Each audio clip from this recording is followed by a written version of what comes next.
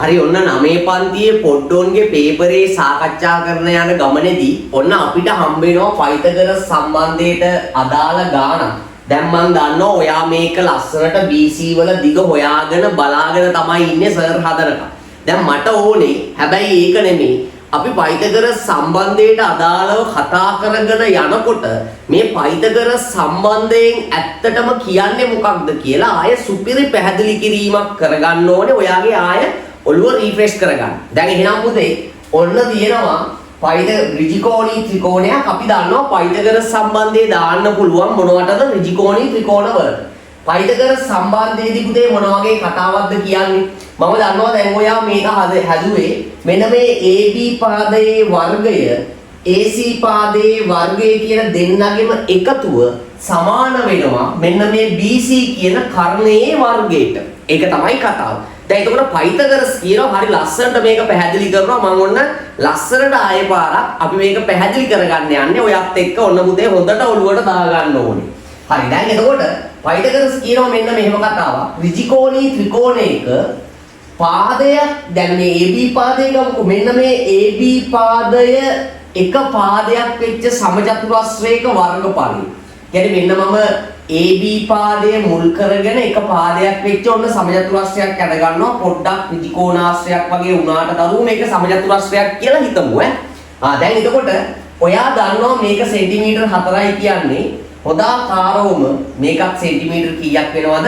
4ක් වෙනවා. මොකද සමචතුරස්‍රයක්නේ.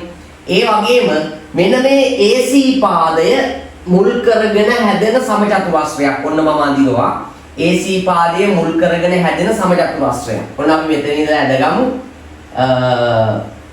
AC පාදයේ මුල් කරගෙන හැදෙන සමචතුරස්‍රයක්.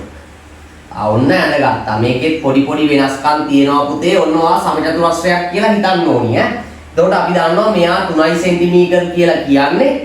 මෙයා 3 cm කියලා කියන්නේ අනිවාර්යෙන් මෙයා 3 cm විය යුතුයි. මොකද සමචතුරස්‍රයක් හින්දා. දැන් එතකොට ඊළඟට මෙන්න මේ BC කියන කර්ණය පාදක කරගෙන මම තව සමචතුරස්‍රයක් ඇඳ ගන්නවා. BC කියන කර්ණය පාදක කරගෙන එක පාදයක් වෙන විදිහට ඔන්න මම සමචතුරස්‍රයක් ඇඳනවා. සමචතුරස්‍රයක් අඳින්න යන්නේ. හරි. ඔන්න BC කියන පාදය එන විදිහට ඔන්න අඳිනවා. මේකෙත් ඔන්න ඔයා හිතන්න පුතේ මේක සමචතුරස්‍රයක් කියලා හිතන්න. මේක ඍජුකෝණාශ්‍ර වගේ හැඩයක් ඉන්නේ. අපිට ඉස්සරහට මේක ඇඳ ගන්න ඉඩ මදි හින්දා ඔන්න මම මේ විදිහට ඇඳ ගන්නවා. රයිට්. දැන් එහෙනම් ඔන්න ඒකේ ඔයා දන්නවා දැන් මේකනේ අපිට හොයන්න තියෙන්නේ පුතේ. මේ x කියලා දාගමුකෝ. එතකොට මෙයාත් ඔන්න x වෙන්න ඕනේ දැන් ඔන්න මම පාද තුන මූලික කරගනිමින් හදාගත්ත නිර්මාණය වෙච්ච සමචතුරස්‍ර තුනක් හැදගත්තා. දැන් මේකේ හරි ලස්සනට පයිතගරස් දරුවෝ කියනවා මෙන්න මෙහෙම පයිතගරස් කියන්නේ මෙයා කියනවා මේ ඍජුකෝණී ත්‍රිකෝණයක මේ පාද තුන ගත්තාම මේ කර්ණය පාදක කරගෙන හැදෙන සමචතුරස්‍රයක වර්ගඵලය. ඒ කියන්නේ පුතේ මේ සමචතුරස්‍රයට අදාළව ගන්න වර්ගඵලය මට කියන්න. මෙයා x අපි දන්නවා සමචතුරස්‍රයක වර්ගඵලය සමානයි දිග ගුණ කිරීම පළල නේද? එහෙනම් දිග කියන්නේ x පළල කියන්නේ පුතේ x. එහෙනම් මේක හැදෙන්න ඕනේ x වර්ගය කියලා. වර්ග සෙන්ටිමීටර එතකොට අන්න ඒ වර්ගඵලය සහ ත්‍රිකෝණයේ අනිත් පාද මුල් කරගෙන හැදෙන සමචතුරස්‍රවල වර්ගඵලයේ එකතුවට මේක සමාන වෙනවා කියලා තමයි කියන්නේ. එතකොට මේකේ වර්ගඵලය ගත්තහම දිග ගුණ කිරීම පළල ඒ කියන්නේ 4 ගුණ කිරීම 4 කියලා කියන්නේ පුතේ 16යි. 16යි වර්ග සෙන්ටිමීටර් කියලා එන්නේ. අපි මේකේ වර්ගඵලයක් ගමු. මේකෙත් අපි දන්නවා වර්ගඵලය කියලා කියන්නේ සමචතුරස්‍රයක හෝ ඍජුකෝණාශ්‍රයක දිග ගුණ කිරීම පළල.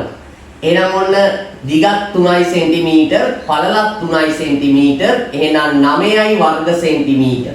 දැන් එහෙනම් එයා ලස්සනට අපිට මේක පැහැදිලි කරගන්න පුළුවන් මේ ත්‍රිකෝණී ත්‍රිකෝණයක මේ කියන AB පාදය මුල් කරගෙන හැදිච්ච සමචතුරස්‍රයේ වර්ගඵලය සහ AC පාදය මුල් කරගෙන හැදිච්ච සමචතුරස්‍රයේ වර්ගඵලය යන දෙකේ එකතුවට මෙන්න මේ BC කියන කර්ණය පාදක කරගෙන නිර්මාණය වෙච්ච සමචතුරස්‍රයේ වර්ගඵලය සමාන වෙනවා. එහෙනම් මෙන්න මෙයාගේ වර්ගඵලය ඇවිල්ලා පුතේ 16යි වර්ග සෙන්ටිමීටර්. ඊළඟට මෙන්න මෙයාගේ වර්ගඵලය 9යි වර්ග සෙන්ටිමීටර්. ඔන්න ඔය දෙක සමාන වෙන්න ඕනේ පුතේ. අපි මෙයාට x කියලා ගත්ත හින්දා x වල වර්ගයට 16යි 9යි 25යි 25 සමාන වෙන්න ඕනේ x වර්ගයට. අපේ පුතේ අහන්නේ මෙන්න මේ x ව. එහෙනම් මේ පැත්තේ වර්ගය අයින් කරන්න අපි කතා කරනවා පුතේ මේ පැත්තේ මෙයාගේ වර්ගමූලය ගන්න ඕනේ නේද? එහෙනම් මේ x ට අදාළ වර්ගමූලය දාමු. මට කියන්න බලන්න x කියන සංඛ්‍යාව මේ 25 වර්ගමූලය කීයද කියලා. ඒ කියන්නේ මොකක් හරි සංඛ්‍යාවක් එයාගෙන්ම ಗುಣ වෙලා 25 කියන සංඛ්‍යාව හැදෙනවා. එතකොට අන්නේ ಗುಣ වෙන සංඛ්‍යාව මොකක්ද? ඒ කියන්නේ 25 වර්ගමූලය. ඔයා දන්නවා 5 වරක් 5 තමයි 25. ඒ කියන්නේ x සමානයි 5 සෙන්ටිමීටර් කියලා එනවා. දැන් ඔයාට පැහැදිලිද පුතේ? ඔන්න මම ඔයාට නැවත වතාවක් පේපර් එක ඇතුලේදී නැවත වතාවක් පයිතගරස් සම්බන්ධය ඔන්න පයිතගරස් සම්බන්ධයෙන් මොකක්ද කියන්නේ කියන කතාව ඔන්න ලස්සනට පැහැදිලි කරලා දුන්නා.